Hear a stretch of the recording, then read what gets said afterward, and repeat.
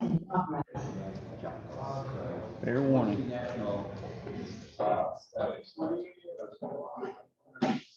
Sorry, Brad.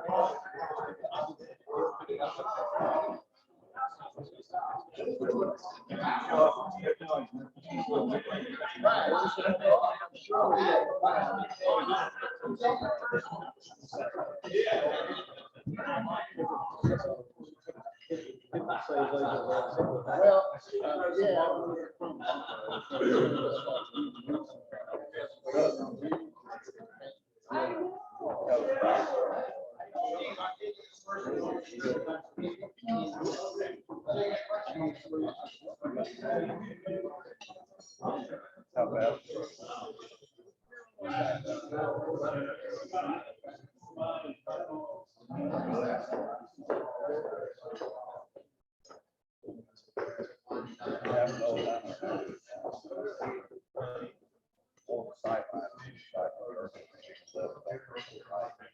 You'll see them coming. Kind of okay. Right.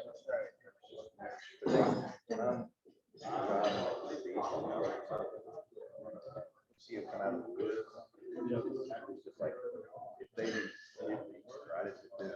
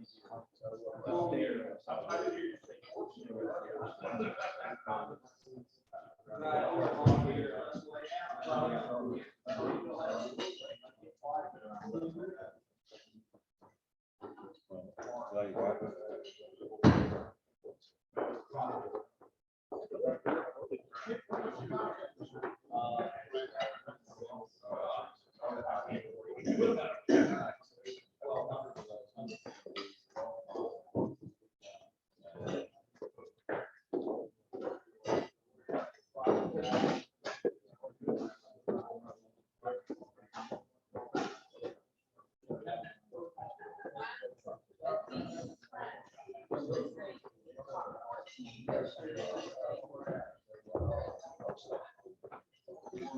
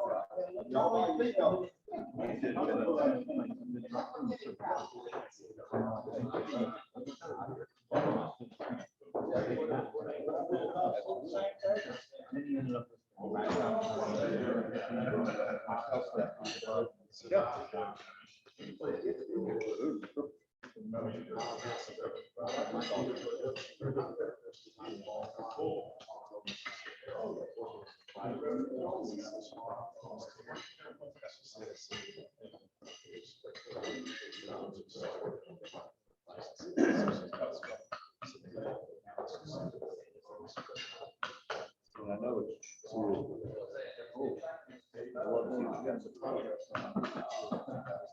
It's the best in the world. It makes me feel better about myself. It never fails. There's a round right after the last one. It's working, just not loud. Okay. All right, well, it's good to see a few of you here this morning. We've been having some back meetings. It's a little light this week. Let's go back to the small room. Well, yeah, we could fit right in the small room this morning, but as everybody knows, well, I'll do the invocation first, I think. Donna, are you ready?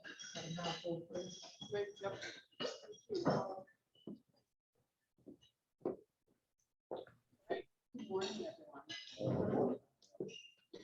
Help us to be kind to others when they are sad or when they are feeling down. Help us remember that kindness starts in our heart but requires an action towards another, an action that we do not expect something in return. Random acts of kindness make the world a better place, and we ask for your guidance to continue doing the good work so that our world is a better place for the generations to come.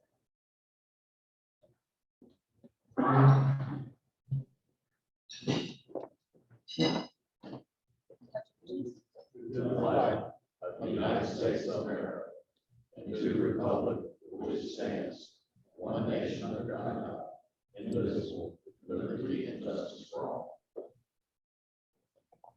Things we think, say, and do. It is the truth, it is fair all concerned, will build goodwill and better friendships, will be beneficial to all concerned.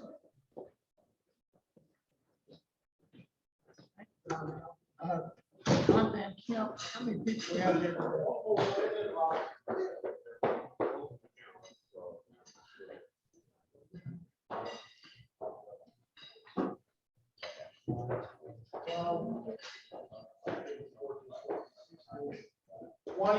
Regular Rotarians, and I'm going to say 2 guests. Steve Jopko, Danielle's dad. We'd be thrilled to have Danielle introduce her dad, and then also a guest from another club.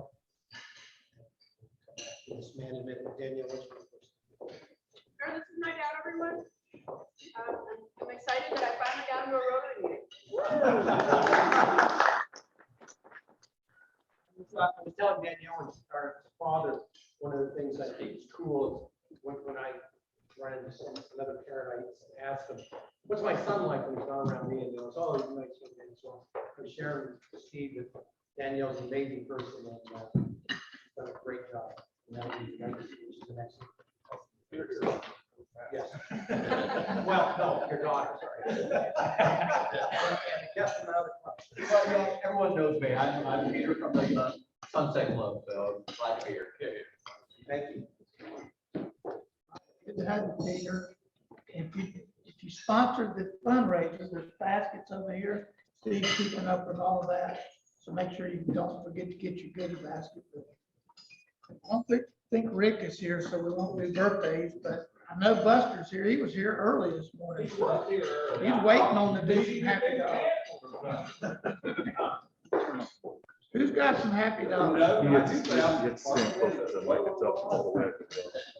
we have any happy dogs? I want to look at this, Rob. Thank you.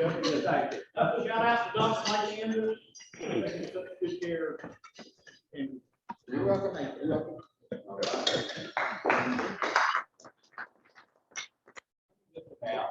I do not. Keeping up the flag. I did. I got a couple of happy dollars. One is for my dad being here. My parents, they were retired, and they've been in Florida for the last 5 months, 4 months, something like that. So they just came back to North Carolina last week.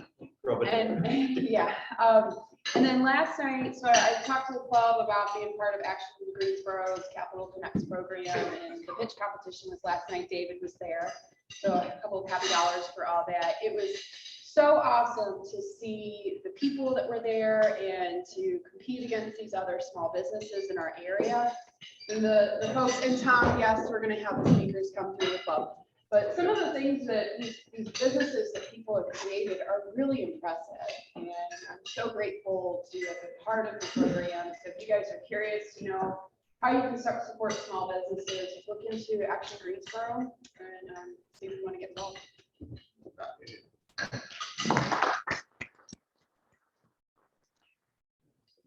Bobby, you're not running anywhere?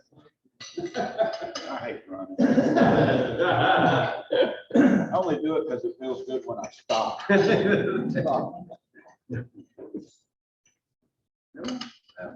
Grandpappy Lewis said, the ultimate joke on mankind is that computers have started asking humans to prove they're not robots.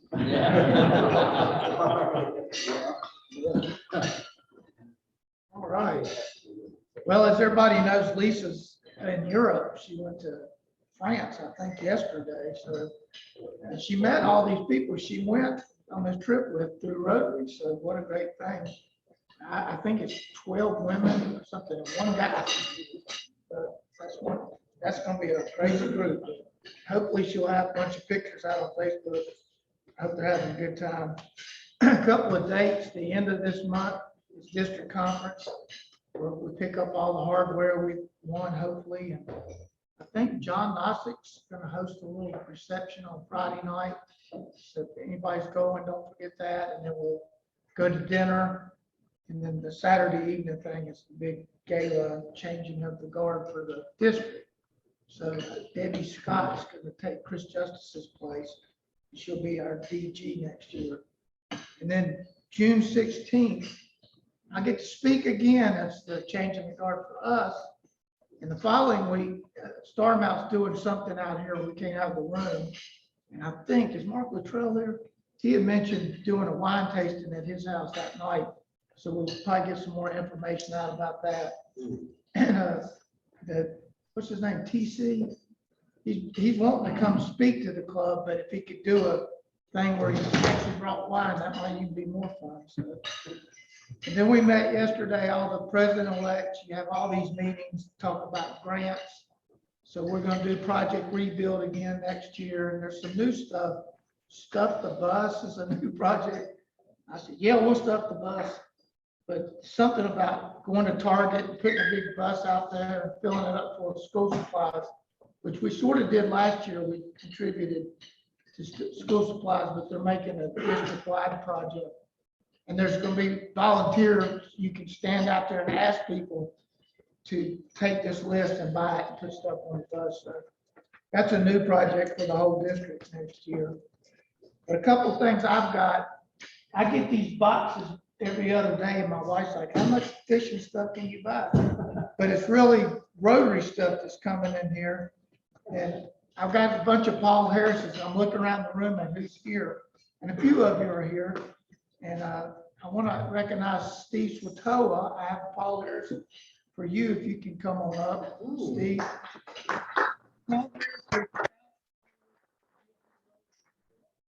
For every extra $1,000 that you give to Rotary, you get +1 up to +8. And I'm gonna name the +1s, and they're not all here, but Gail Stansel, John Nossick are +1.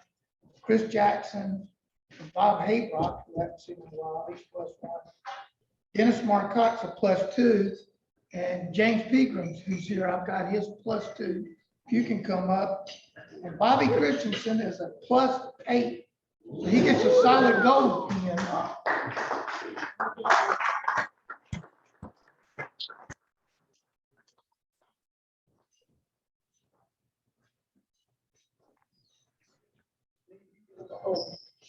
Thank you.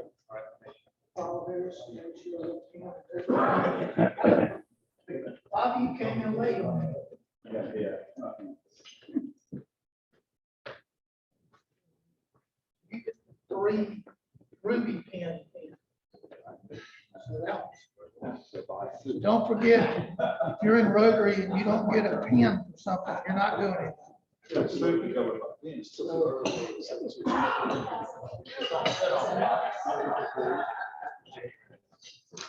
All right, so Steve, do you have any announcements on the fundraiser? The only announcement I have is, well, I think I'm preaching to the choir here. I sent out an email day before yesterday, I guess it was, and just advised that bottom line is, if you believe that you have a patron sponsorship coming to me, please see me before this meeting's over. I think I've distributed to everybody. We're good. We're knocking out. Anybody else have any announcements? I know Ross Geller still got Panthers PSLs. Anybody's interested? No papers yet, but if you're interested, let me know. All right. Well, we got a lot of time this morning. We still have 30 minutes left. I'm so good at this. Y'all really looking forward to it. So we used to tape the meetings. Right when I came in the Rotary, Bobby said, I don't think this guy's gonna keep doing this. I don't know if he's gonna stay in the club. Can you start standing in and taping the meetings? And so for 4 years, I started taping the meetings, and I look back to see if my new member talk was still out there, and it's still on YouTube. And boy, y'all have gotten a lot older. I still look the same. About 10 years ago, it's hard to believe. But so this week, Chris Neal said, I'm gonna be out of town, and I really want to be there when the speaker's there. And he had booked this guy. So luckily, I had 2 members who were kind enough to say they would do new member talks. We used to do these a lot. We got to get a bunch of new members so we can do more new member talks. But we're going to bring these guys up here. I think they got some slideshows, and God knows what they brought with them. But I don't know if y'all want to wrestle over who goes first and who I wants thought to we go. were example. I was hopeful because I remember that weird last name started with B, and sure enough, it's Glenn White. So Whoever's ready. Mr. Van Kemp, if you're ready, come on up. I want to apologize to those who aren't here because they figured out late. They've got a chance to see what I really like and decided to stay away. Glenn, don't take it personally. It's me. All the lack of attendance is directed at me. I'll come back to this in a minute. I'm going to set a timer, and I'm going to get my notes. Stand back. First, thank you very much for the opportunity. This is a real honor and privilege. In the brief time I'm here, I've been very impressed. This is a great group of men and women, and I'm honored. My name is John Van Kemp. I go by JVK. My dad was in the Dutch underground. He was 16 years old when the Nazis took over. And so he was rather well educated. He spoke 6 languages by the time he was 14. So he was amazed that the Americans and the Canadians came and liberated his country. So he went to, one day they blew up a bunch of Nazi youth, and the Germans came down and killed all of his friends. So he had to leave his country in a hurry through Switzerland, and went and fought with the British Army and the Canadians and Americans, and was stunned that 17, 18-year-old boys would sacrifice their life to go liberate a country. So he decided to do that and went on and fought in the Dutch East Indies and as part of the British Army. In the British Army in Glasgow and London, he met my mom. They started a family. I have a brother there. And my real name, as a result of my Dutch heritage, was Johannes van Kemp. So they had immigrated to Canada. Europe was a mess after World War II. No one in kindergarten could say Johannes van Kemp, so they changed it to John Van Kemp, and no one could spell that because it confused it with the Beans people. So I went by JVK. The kindergarten teacher gave me that handle, and I've had it all my life. Born in Canada, came to the United States in 1998 because I worked for the company called Anderson Consulting. The other half of our business was Arthur Anderson, and they had a little issue with a company called Enron. And the short version of a long, ugly story is it was true. We actually were directed to shred a lot of the documents, but it was only about 28 of the 77,000 people that were doing something I would characterize, I wouldn't say so much illegal, but close, certainly unethical. And the irony in all that is I was the technical lead in Canada for Anderson Consulting, and I have to spare you the gory details. But I was asked to go down to the United States and move the servers for all the lawsuits that continue to this day. We moved all the servers that we had for Arthur Anderson in a place called St. Charles, Illinois. And we continue to have some civil lawsuits as a result of that. But I was also, because of that, the two business units, Arthur Anderson, Anderson Consulting, were through the World Court were mandated to separate. So I was flying from Toronto into Dallas, from Dallas into Latin America constantly for 2 years. And at some point, my boss says, just emigrate. So there was a fine president at that time, I don't remember his name, and he had some idea called the North American Free Trade Agreement. And there were certain occupations, the one I was in engineering, we were allowed to move down. So I had a 1-year visa. Then I made the mistake, you know, it's a Shakespearean tragedy. I made the mistake of falling in love with a wonderful American. She's amazing. So I asked my boss for 2 years, more visa. I was hopelessly in love at that point. We got married, kept my citizenship just so my son can have dual citizen, and lived in Dallas for about 8, 9 years. One day I was playing road hockey on the street. I knew no one except my wife, and would be 4 or 5 years old. And parents saw it. Ice hockey was relatively new to Dallas because the team from Minnesota had moved down. So I coached the high school hockey team there. It was one of the most gratifying experiences in my life. People ask me all the time, one of my favorite questions from Americans is, what do you see as the difference of Americans and Canadians?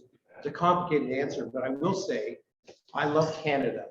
When I moved here, and you folks are in the best country in the world. I don't want to get political, but there's a reason everybody in the world is trying to get in the United States. And I was one of them. It took me 2 years and 6 lawyers from my company to get in. It's a very difficult place to get in, and it's the greatest country in the world. But that being said, I thought this video would speak volumes on what I've noticed is one of the fundamental differences, particularly in the South. States of America, most powerful country on this planet. And it's not because we have more money or we're better looking. No, it's because we have something in this country they don't have in other countries. That's right. I'm talking about rednecks. Good old boys with an arsenal in their basement that have been waiting for just such an occasion since 1775.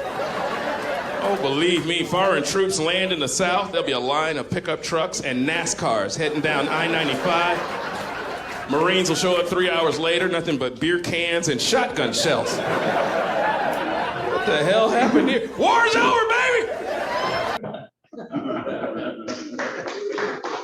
States of America. I hope you'll take that with humorous intent that it's meant to be. But anyway, I'm blessed with a wonderful wife named Sharon, a son 18. Johnny, he's making a science. If you have a child that's either went through or is going through the college selection process, wow.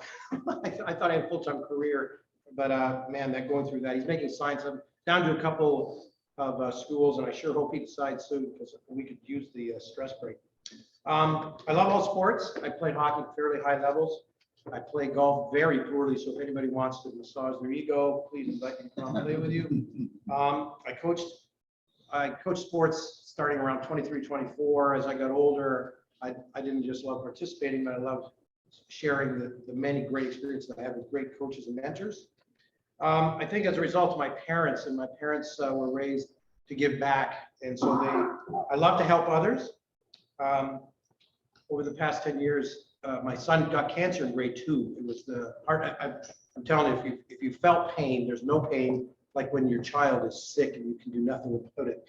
It was the worst nightmare that a parent can experience. But the reason I'm here today is there's 2 amazing men that are part of this group. And it's the reason I'm here is Guy Rabundo in his dental practice helped us. It's an enormous financial burden. I'm on an American leadership team in my company, and I've seen the gross amount we're a fiduciary. We use Blue Cross Blue Shield as a fiduciary. It's about $15 million we're in. So you can imagine what my share of that is. It was quite a burden, and Guy in his practice was very generous with this, as was Mark Reynolds. And he continues to be very generous with my son's orthodontist needs. The reason I am who I am is I think it's a genetic thing my parents passed on. I believe that if you want change, you have to be the change. I started, I think, I did a lot of little minor things in elementary and high school, but I started complaining to my teachers in grade 12 and 13. We have 13 grades in high school, up to grade 13. But I didn't like the bands, and I didn't like this and that. He said, "What are you doing about it? What do you stop complaining, get involved?" So my dad always used to say that if you want something to change, get involved, make changes. So with all my free time and that sarcasm, I volunteered through the Guilford County School Board to be a teacher at high school. And I recommend everyone do that at least one day, because it's shocking what's going on in our high schools. And it's not the teacher's fault. There's just some strange things going on. It breaks my heart, because I think at their core, these kids are great. Things going on are just tough. And we're blessed in Northern. It's a fairly affluent community. Chip and I are in the same area. And we're kind of blessed out there in Northern Northwest. So I've seen some things, and man, oh man, it's a real apple. But what sustains me, and I always worry about the next generation, I'm sure that the generation before us all worry about us, but I think they're good kids, and the majority of them are going to make the world a better place. So we try to make it. I did a whole bunch of volunteer things over the years, coaching, and too many other things. I was a big brother, too many other things to mention. I continue to mentor a bunch of kids. But the thing I would recommend no one do is don't get involved in your homeowners association. I did for 8 years. Wow. You want to make friends and enemies at the same time. I love that line. I heard that joke many years ago, that if you want to make people, 100% of the people happy, 100% of the time, go in the ice cream business, because it's not with the HOA. That is just one demanding job. I learned a lot about myself. The thing, and the judge probably can affirm this, what shocked me is when we took the job. Well, I volunteered. Someone volunteered when I had too much to drink on a Friday night. "Hey, why don't you run the HOA?" I'm like, what? Is that you're backed up by North Carolina statutes and law stuff. So you have all this power that you have no idea how to apply. And people remind you that all the time. But anyway, I think I'm a good fit for the Rotary. I'm somewhat selling myself here this way because I like the fact, I love the messaging. I have only been officially a member for about a month, and I really like the messaging, service and caring and passive, paying it forward, whatever words you want. What breaks my heart week after week after week is seeing all the needs. I heard the one this morning to small businesses the last week. I've been the room at the end. I've been helping that woman. I'm good friends with the CEO of Cisco, so seeing if I can help that way. The week before, it's something, and wow, what you folks are doing really makes a difference. And I don't know if someone tells you that often enough, but as an outsider coming in, and I'm a beneficiary of that. Back in, I was 14, the Rotary Club in my city, in a place that's Oshawa, Ontario, Canada, the sponsor was the Rotary team, the Rotary Club, this men's group. And I'll always remember, in those days, everybody wore suits, black and blue suits. It freaked me out. Oh, that's 10 minutes. I'll go as fast as I can. Anyway, you're making a difference. I'll go real fast here. I work at a company called Accenture, about 700,000 people in about 200 countries, about $50 billion in revenue. Voted one of the best companies in the world. I don't drink the Kool-Aid. This is some of the things we work on: strategy management, digital technology, operation consulting. considered one of the top companies in the world. We do almost everything. One of the coolest things I'm personally involved with, when we hire someone now, it's all through automated artificial intelligence. And then we send them Oculus devices for virtual reality to orient them. It's freaky. It's kind of almost Brave New Worldish to me because I'm older, but the kids love this stuff. They grew up with it. We do everything. If you get a bill from Duke Energy, that's us. You go to an ATM, it's probably our interface. I think we have every Fortune 500 company in the United States as a client. But technology for technology's sake. Can you launch this video? Watch this video for a minute. This is some of the problems we have with our technology. What's the buttons? Oh no, they installed voice recognition technology in this lift. I heard about this. Voice recognition technology in a lift in Scotland. You ever tried voice recognition technology? No. They don't do Scottish accents. 11. Could you please repeat that? 11. 11. 11. 11. Could you please repeat that? 11. Whose idea was this? You need to try an American accent. 11. 11. That sounds Irish, no American. What, doesn't it? 11. Where in America is that? Dublin? I'm sorry. Could you please repeat that? Try an English accent, right? 11. 11. You for the same part of England as Dick Van Dyke? Listen, yours then, smart ass.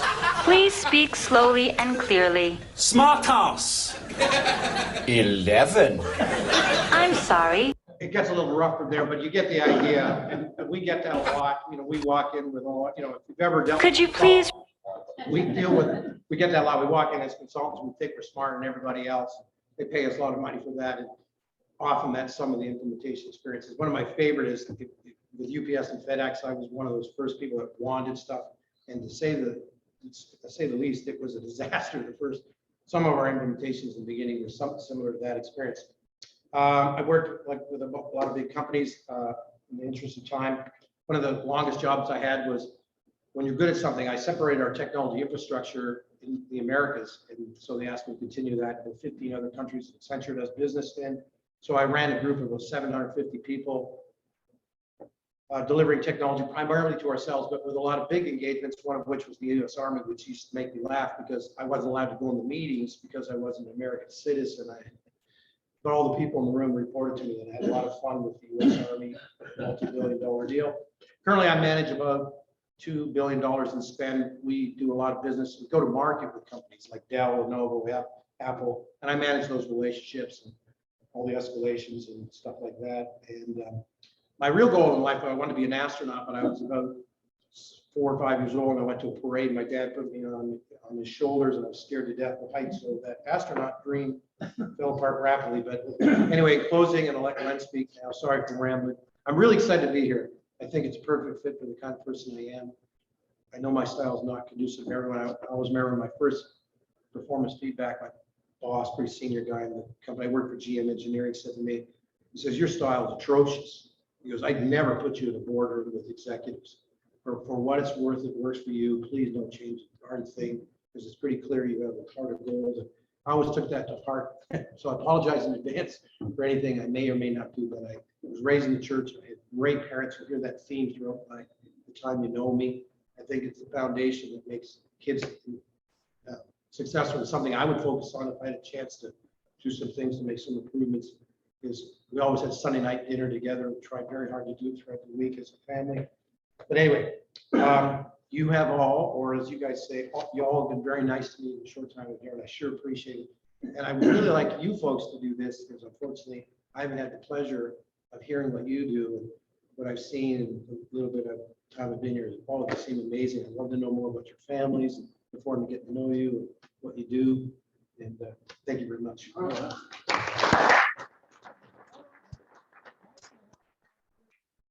Oh, so you get solid. Wow. I'll do this next week. What do I get next week? More PMs. I have a lot of PMs. So, thank you, John. You're really a funny guy. I like I to did drive, probably driving. 10-11 to a second city improv. I did. That's awesome. So. So Glenn's gonna speak too, and Glenn's our secretary next year. We'll be announcing that later. Glenn a couple times out. He's an interesting guy. Volunteer. Volunteer. That's right.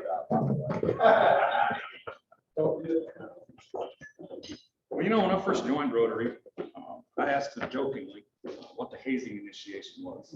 And I think those jokes have come home to roost. I mean, here I am, with people member talk. So, you know, it's a little early in the morning to talk about the semiconductor industry. So I thought instead I'd tell you a little bit about where I came from and how I landed here. So I come from a little bitty town called Hereford, Texas. It's out in the middle of nowhere. As you might see from the map, it's about 100 miles from here. It's about the size of Reidsville. As you might have noticed, they really like cows. And they're named for cows. They raise cows. It's on the former site of the XIT ranch from the old West days. Growing up in Texas, I was in a family of, well, we didn't do farming and ranching. We did teaching. We did machinists. We were pipeline welders. I actually have an Enron hat from those days. Oops, how they make it. Growing up, though, I wasn't into any of the farming and ranching. I was more into dreaming of hot rods. I was into gardening. And I was into enjoying that fine, fresh West Texas air. When I got old enough to run off to school, though, I decided to get as far away as I could and still be in the state of Texas. So I went off to Texas A&M University, where I majored in beer and I minored in electrical engineering. It was kind of an eye-opening experience, though. It was about 42,000 students at the time, which is 3 times the size of my hometown. The football games were twice as big as that. I think back then it was only 89,000 students at the first game I went to. When I graduated, there was quite a recession going on, but I had valuable skills. I know today. I learned how to carry a pitcher without spilling and drop. I learned that it's very important to whip out a hand and say howdy to everybody you meet. And I learned that football is indeed a religion. But my first job was not in Dallas, Houston, or Austin, as most students from Texas or Texas A&M landed. God's plan was to put me elsewhere. I landed in Lafayette, Louisiana, working for Halliburton. Team Halliburton was quite a fun place. It was not electronics. It was purely oil fields. I was operating basically a drill monitoring string for a directional drill. So I worked in drill sites from Louisiana, Texas, Oklahoma. I even did a fascinating job right in the middle of Long Beach Harbor in California. Oddly, that was the coldest job I've ever done in my life. But I was inside of the Queen Mary the whole time. When the fascination of that wore off, I went to a little place in Houston called Microwave Networks to get back into electronics and put my minor to good use and try to build it into a major. It was a telco manufacturing outfit, doing a little bit of everything. It's a little bit of a startup. And it kind of reminded me of Skynet at the time. It didn't last very long. It was about 2 years and the company sold itself out and folded. Again, God's plan kicked in gear. I landed the plum job of all time. RCA came calling. I landed in Indianapolis, Indiana. And when RCA came calling, I had wind blisters on my behind. I moved up there so fast. At RCA, it was actually owned by Consumer Electronics at the time. RCA had pretty much divested itself of everything. They owned everything from washing machines to consumer electronics, and they divested of all of it. All the vestiges that you knew of RCA were still there. The TVs, the VCRs, even the phones from Syracuse were there. All those old guys were there. All the plants were still there. It was heady times for being a young engineer. I was working in satellite group. I was doing satellite TVs. I did the first HD TVs up there. This is actually out of one of the first HD TV receivers that we ever did. This is one of the first DVRs they ever did for recording satellite TV. One on the top is the first HD TV receiver they ever put out. So if you ever got an RCA product or a DirecTV product between 98 and 2013, I probably had a hand in it.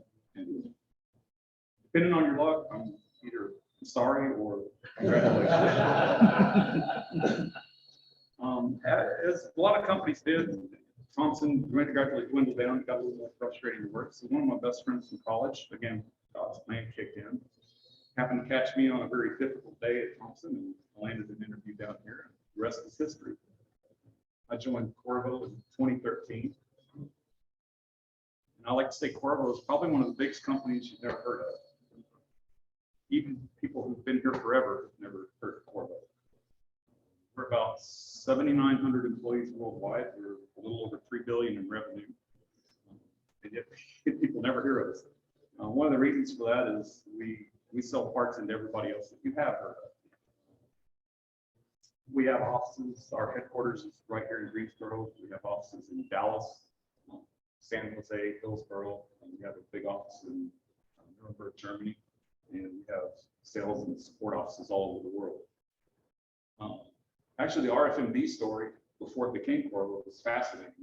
I would love to get one of the founders in here to talk about Rotary at some point. 3 guys right here in town working for Analog Devices. In '91, they had an idea that their company wasn't interested in. They took it on the road, made their own company, landed a contract with Qualcomm, and took the big time. They built on that success. Before you knew it, they had contracts with all the major cell phone suppliers. In 1997, they went public. In 1998, they capitalized on that to build their own chip fabrication facility. I think a lot of people don't realize we actually have a chip fab right here in Greensboro. It's a little dated by now, but it's still in operation. Maybe with some capital investment, we could get some chip fabrication going right here in the U.S. Everybody's talking about the chip shortages. That would be one way to address it. Is to get Greensboro and Dallas and Hillsboro. In 2014, I just want to say, Gary Neal. Did he? That's amazing. It would be a fantastic. When he first started the company, he came really at the very early days. Oh, yeah. It just built a fantastic. Remember, he's talked about the demonstration of the chip, and they had a problem, it would overheat, and it would disappear. Oh, The first demonstration, and they said, where'd he go? So, well, we're working on that. Next time I worked for Analog, he said, don't bother stopping at $3. Last summer we were up at 200. I think now they've dipped down to around 130. Well, the fascinating thing is the son of William Pratt is forming another startup. So they're doing the same story all over again, just down the road from us. So anyway, in 2014, we merged with TriQuint, which was the same size as RFMD, and basically doubled the company. That was right after I got here. And like I said, the reason you haven't really heard of us is we sell into everybody else. So we sell into all the major, our parts are in Apple phones, we're in Wi-Fi tablets, we're in Samsung. All the cable networks in your neighborhood probably have Corvo parts in them. We're fairly dominant in a lot of the cable amplifier industry. We're in automotive industry. We have space and defense. We have a lot of telco stuff. You're going to retail? Because I think Walmart. Yeah, we do have some of it. Yeah, because my company pushes more technology for their inventory management. People are always amazed how quickly the shelves of Walmart and press and print us. It's absolutely hard. Well, it'll be Corvo now. Yeah, whoever it is. Yeah, so it'll be down inside the. Because every time you touch something in Walmart, it's like there's bridges in a mini car. Oh, yeah. It's sending a signal to their warehouse to crash. So our specialty is anything wireless. Yeah. So anything wireless related, we're going to be involved with that. We're getting into biosensors now. Yeah.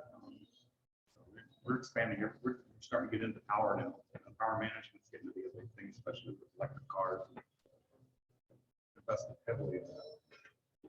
So my current job, I'm in the cable TV group as an applications engineer. I don't directly design chips, but I oversee the specification and development of them. So I don't get an ugly baby, as we call it. I have to have something we can sell. And once it gets to the once it gets to the production stage, I do everything it takes to get it sold. That's, developing new boards, new test procedures, all the specifications. And if there's a way that we can sell it to another market, I have some cable parts that are going into the Joint Strike Fighter program. I've sold some parts into Shure microphones for the Tokyo Olympics, for some of their sound systems. It's just if you can come up with a creative way to reuse it, that's my job. So, the last thing I would say is, it's been a long, crazy, strange ride. It's always been an adventure.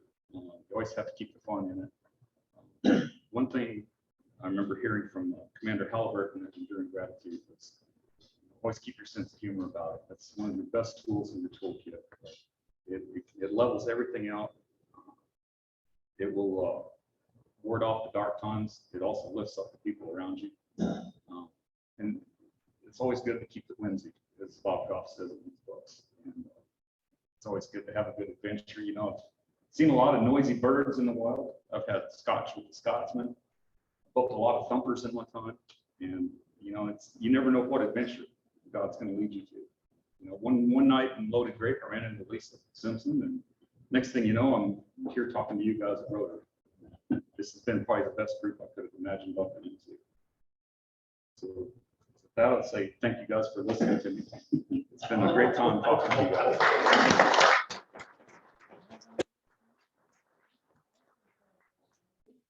This one's real good. Oh, thank you. But thank you, Glenn. I really Appreciate appreciate it. You guys are great. Our backgrounds are so similar. I also used to drink a lot of beer.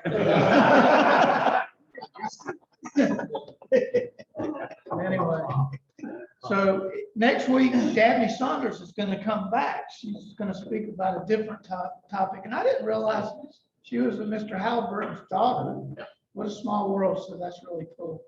So that's our program for today. Thanks for coming. Oh, we got a draw. John, Glenn, come on over and talk. We have the cards. We do. That's right. The full guy Rabondo's taking it.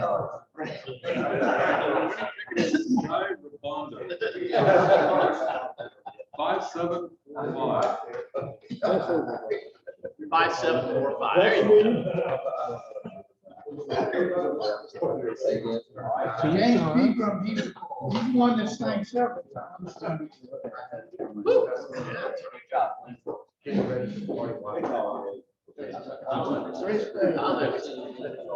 All right, that's it. Thanks, everybody.